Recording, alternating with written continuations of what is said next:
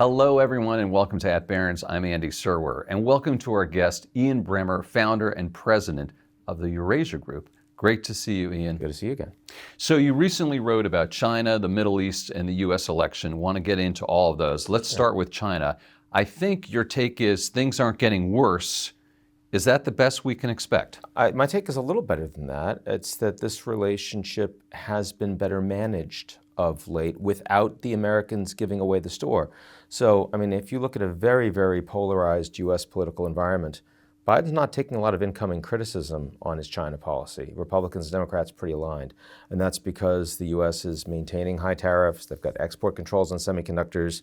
They've got a robust policy militarily with lots of alliances all over Asia that are only getting stronger. New architecture like AUKUS, which is expanding. You've got the Quad, which is doing well. You've got the Japan-South Korea breakthrough, ostensibly the most important diplomatic breakthrough that's happened under the Biden administration, all of which are American allies that want to work with the U.S. and are concerned about Chinese assertiveness geopolitically in their backyard. So that's going pretty well. And the Chinese economy, something you spend more time on, of course, is not doing very well. And that means that Xi Jinping is trying to reach out to American CEOs, as we just saw, trying to reach out to governments around the world with a bit of a charm offensive. And he's not looking for a crisis. So in that regard, the fact that this is the most important geopolitical relationship in the world, we've thought so for 15 plus years, and it's not driving a lot of the big negative headlines, is pretty good.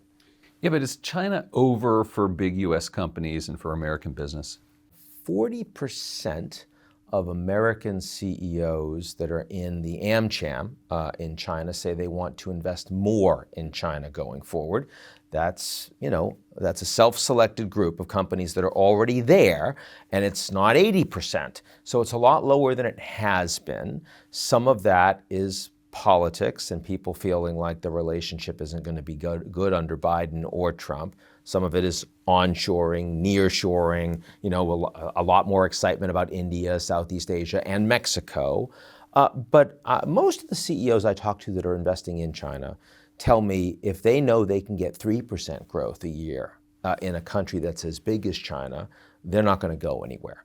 So what I think isn't happening is significant decoupling. People talk about it. There are some sectors where it's hard for the Americans to invest. There are some places where the Chinese are becoming world-class and world-challenging, like on electric vehicles, for example, like on solar, like on wind. But if you look at the entirety of the economy and one of the most important trading relationships in the world, the third largest trade partner of the U.S. is China. And then when you add all the stuff that comes from China through countries like Mexico, it goes a lot higher than that. You would say that this is far from over, that the Chinese economy hasn't peaked. Chinese economy isn't about to collapse. And the American businesses, including the 17 CEOs that were just over there meeting directly with Xi Jinping, they're over there for a reason. Is Japan the new China? In what way? In the fact that it's sort of filling a vacuum to a degree that China used to have. A lot of people, I think, would say that China's the new Japan in the sense that here's a country that people were super, super excited about that actually is starting to reach reality in terms of growth and isn't going to have the gaudy returns. It's not that bad, but Japan certainly isn't the new China. What's happening is that there are a lot of countries in Asia that are places that are just going to be friendly to the United States for a very long time. And unlike Europe, if Trump becomes president, many American European allies are panicking. They're deeply concerned that he's going to throw NATO under the bus. He's not going to support the Ukrainians, all of that. Asian allies are concerned about the lack of consistency in U.S. policy, but they're not worried that a Trump presidency will throw them under the bus. Narendra Modi, who is set to become the third largest economy in the world, to lead it under his next 5 years, almost certain he's going to win in his administration. His relationship with Trump is just as good as his relationship with Biden. And the Japanese, they don't have someone like Abe, who was unfortunately assassinated, who managed the relationship with Trump very well.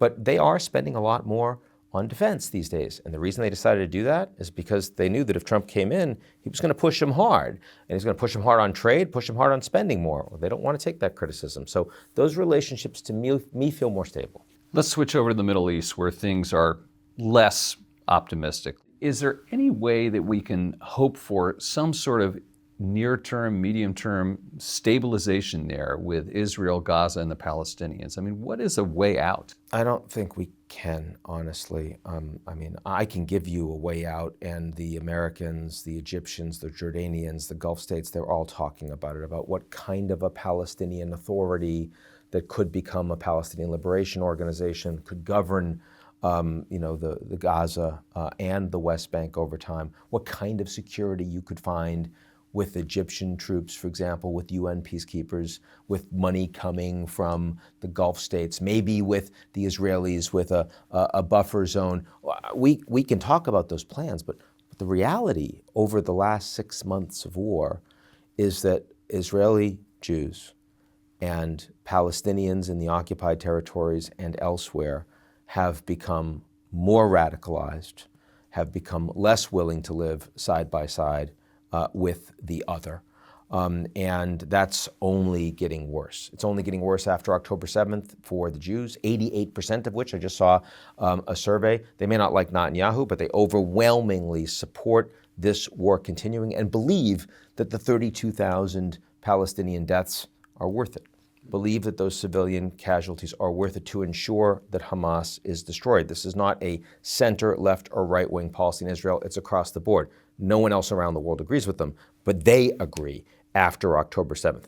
And after 6 months of war, the Palestinians overwhelmingly believe that what the Israelis are doing is genocide.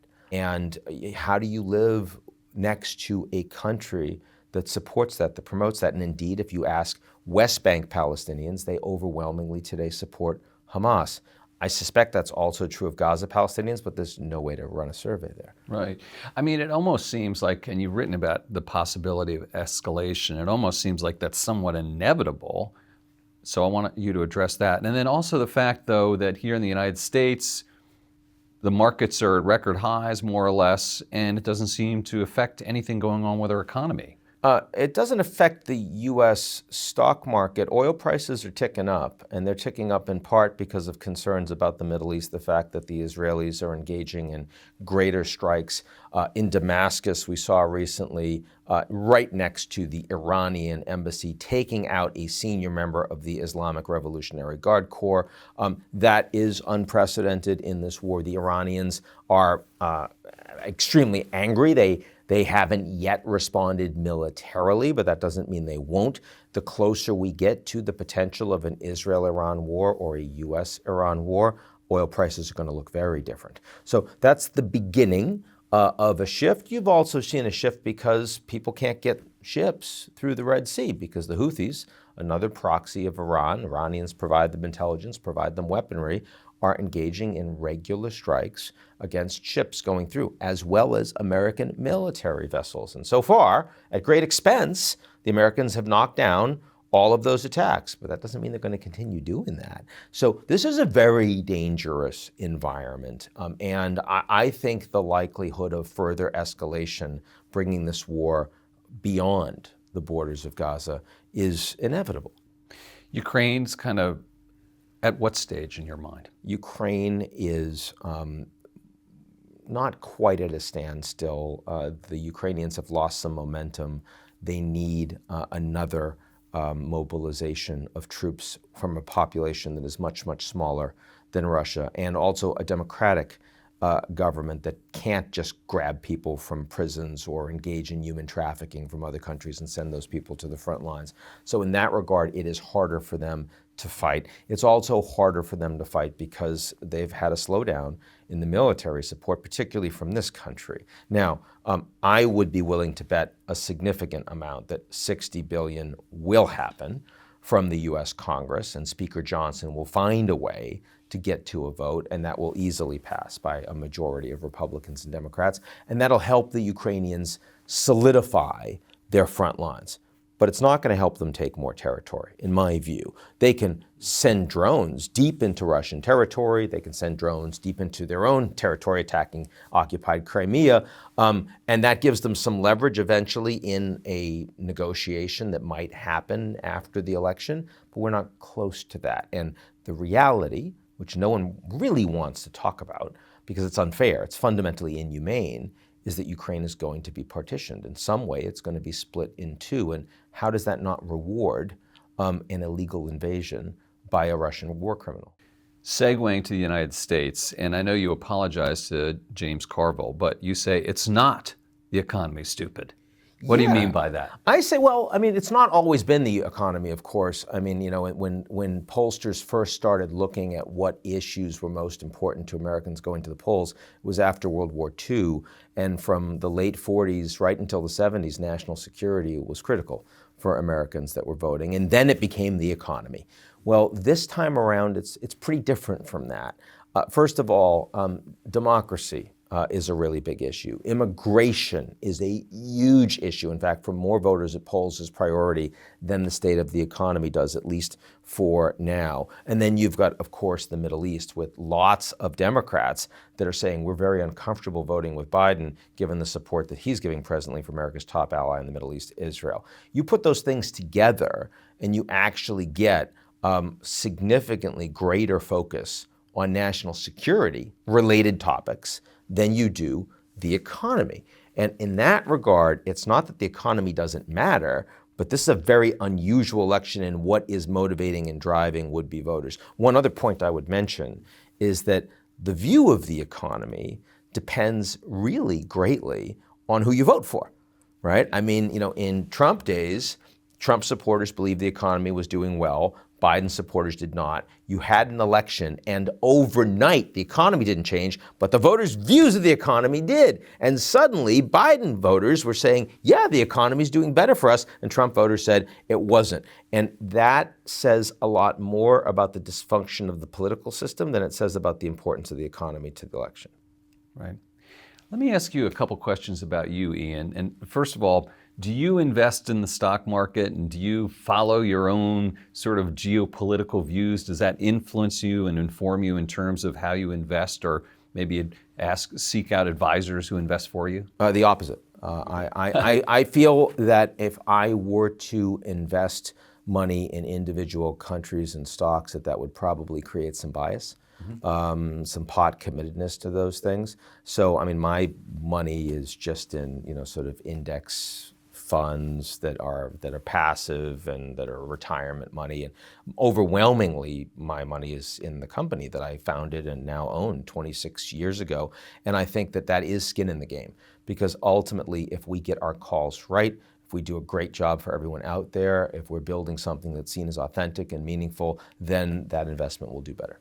But otherwise, you're following Jack Bogle and Warren Buffett with index funds, more or less. I mean, you know, the idea of just being in treasuries seems a little bit stupid for long-term money that I'm never going to touch.